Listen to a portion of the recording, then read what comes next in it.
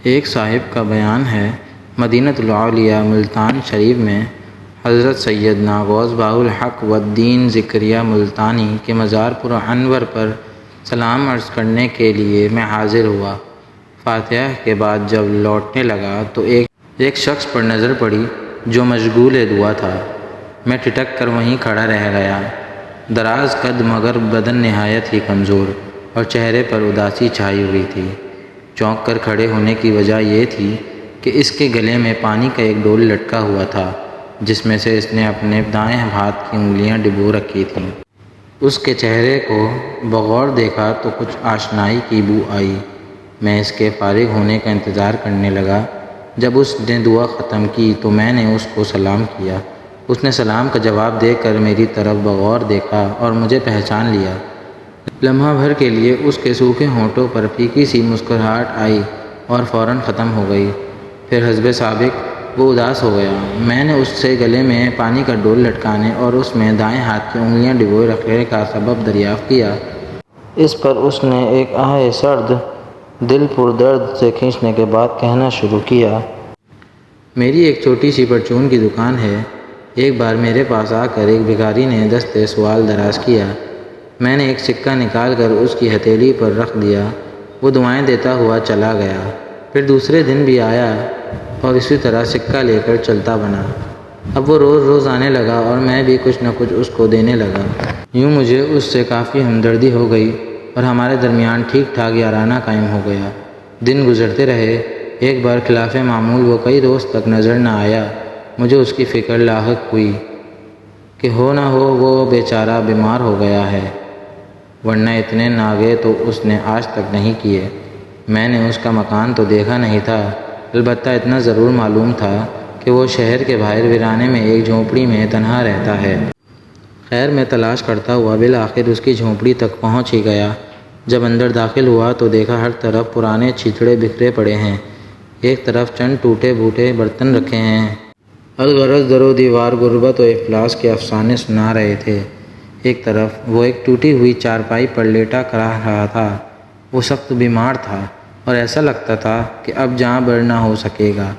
میں سلام کر کے اس کی چارپائی کے پاس کھڑا ہو گیا۔ اس نے آنکھیں کھولی اور میری طرف دیکھ کر اس کی آنکھوں میں ہلکی سی چمک آئی۔ اپنے پاس بیٹھنے کا اشارہ کیا۔ میں بیٹھ گیا۔ بمشکل تمام اس نے لب کھولے اور مدھم آواز میں بولا، بھائی مجھے معاف کر دو کہ میں نے تم سے بہت دھوکہ کیا ہے۔ میں نے حیرت سے کہا، وہ کیا؟ کہنے لگا، میں نے تم کو اپنے دکھ درد جتنے بھی افسانے سنائے وہ سب کے سب من گھڑت تھے، اور اسی طرح گھڑی ہوئی داستانیں سنا سنا کر میں لوگوں سے بھیک مانگتا رہا۔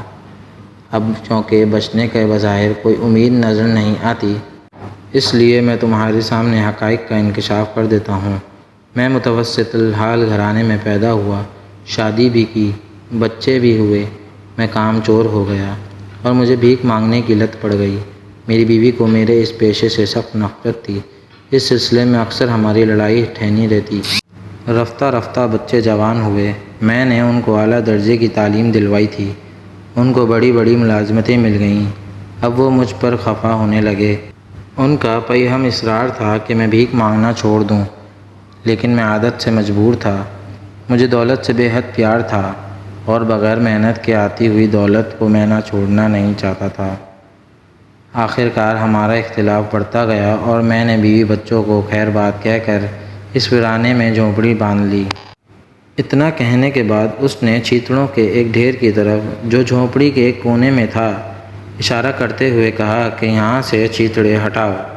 اس کے نیچے تمہیں 4 بوریاں نظر آئیں گی، ان میں سے ایک بوری کا منہ کھول دو۔ چنانچہ میں نے ایسا ہی کیا۔ میں نے جیسے ہی بوری کا منہ کھولا تو میری آنکھیں پھٹی کی پھٹی رہ گئیں۔ اس پوری بوری میں نوٹوں کی گڈیاں رکھی ہوئی تھیں اور یہ ایک اچھی خاصی رقم تھی۔ اب وہ بھکاری مجھے بڑا پراسرار لگ رہا تھا۔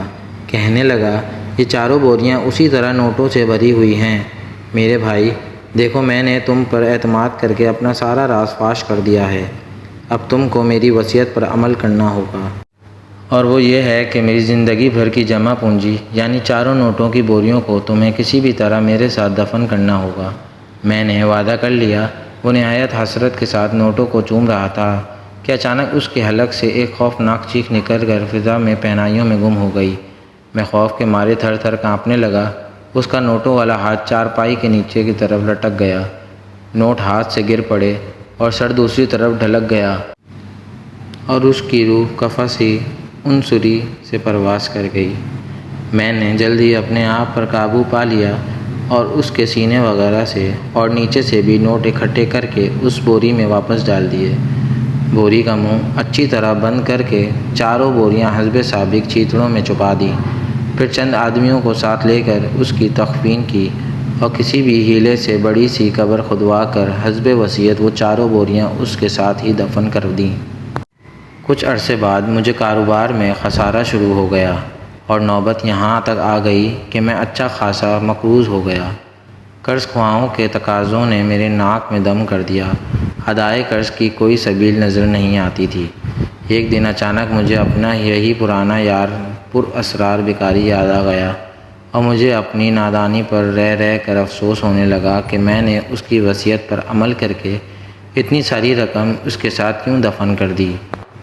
یقیناً مرنے کے بعد اسے قبر میں اس کے مال نے کوئی نفع نہ دینا تھا۔ اگر میں اس مال کو رکھ لیتا تو آج ضرور مالدار ہوتا۔ مزید شیطان نے مجھے مشورے دینے شروع کیے کہ اب بھی کیا گیا ہے، وہاں قبر میں اب بھی وہ دولت سلامت ہوگی۔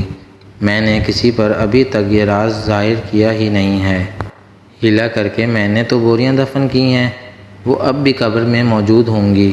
شیطان کے اس مشورے نے مجھ پر کچھ ڈھارس پیدا کی اور میں نے عزم کر لیا کہ خواہ کچھ بھی ہو جائے میں وہ نوٹوں کی بوریاں ضرور حاصل کر کے رہوں گا۔ ایک رات کدال وغیرہ لے کر میں قبرستان پہنچ ہی گیا۔ میں اب اس کی قبر کے پاس کھڑا تھا۔ ہر طرف ہولناک سناٹا اور خوفناک خاموشی چھائی ہوئی تھی۔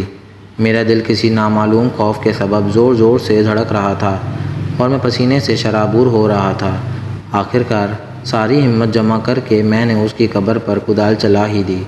2-3 کدال چلانے کے بعد میرا خوف تقریباً جاتا رہا۔ تھوڑی دیر کی محنت کے بعد اس میں ایک مناسب سا شگاف کرنے میں کامیاب ہو گیا۔ اب بس ہاتھ اندر بڑھانے ہی کی دیر تھی، لیکن پھر میری ہمت جواب دینے لگی۔ خوف و دہشت کے سبب میرا سارا وجود تھر تھر کانپنے لگا۔ طرح طرح کے ڈراؤنے خیالات نے مجھ پر غلبہ پانا شروع کیا۔ ضمیر بھی چلا چلا کر کہہ رہا تھا کہ لوٹ چلو اور مال حرام سے اپنی عاقبت کو برباد مت کرو، لیکن بالآخر حرص طمع غالب آئی اور مالدار ہو جانے کے سنہرے خواب نے ایک بار پھر ڈھارس بندھائی کہ اب تھوڑی سی ہمت کر لو، منزل مراد ہاتھ میں ہے۔ دولت کے نشے نے مجھے انجام سے بالکل غافل کر دیا اور میں نے اپنا سیدھا ہاتھ قبر کے شگاف میں داخل کر دیا۔ ابھی بوری کھول ہی رہا تھا کہ میرے ہاتھ میں انگارہ آ گیا۔ درد و کرب سے میرے منہ سے ایک زوردار چیخ نکل گئی اور قبرستان کے بھیانک سناٹے میں گم ہو گئی۔ میں نے ایک دم اپنا ہاتھ قبر سے باہر نکالا اور سر پر پاؤں رکھ کر بھاگ کھڑا ہوا۔ میرا ہاتھ بری طرح جھلس چکا تھا اور مجھے سخت جلن ہو رہی تھی۔ میں نے خوب رو رو کر بارگاہ خداوندی عزوجل میں توبہ کی، میرے ہاتھ کی جلن نہ گئی۔ اب تک بے شمار ڈاکٹروں اور حکیموں سے علاج کرا چکا ہوں، لیکن ہاتھ کی جلن نہیں جاتی۔ ہاں، انگلیاں پانی میں ڈبونے سے کچھ آرام ملتا ہے، اسی لیے ہر وقت اپنا دایاں ہاتھ پانی میں رکھتا ہوں۔ اس شخص کی یہ رکت انگیز داستان سن کر میرا دل ایک دم دنیا سے اچاٹ ہو گیا۔ دنیا کی دولت سے مجھے نفرت ہو گئی اور بے ساختہ قرآن عظیم کی یہ آیت مجھے یاد آ گئی۔ بسم اللہ الرحمن الرحیم، الہاکم التکاثر حتی زرتم المقابر۔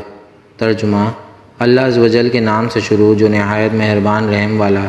تمہیں غافل رکھا مال کی زیادہ طلبی نے یہاں تک کہ تم نے قبروں کا منہ دیکھا۔ دیکھا آپ نے، مال کی محبت نے کس قدر تباہی مچائی۔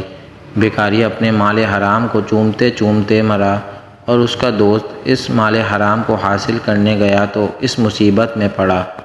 اللہ عز و جل اس پر اسرار بیکاری اور اس کے دوست کے گناہوں کو معاف فرمائے اور ان دونوں کی بے حساب مغفرت کرے، اور یہ دعائیں ہم گناہگاروں کے حق میں بھی قبول فرمائے۔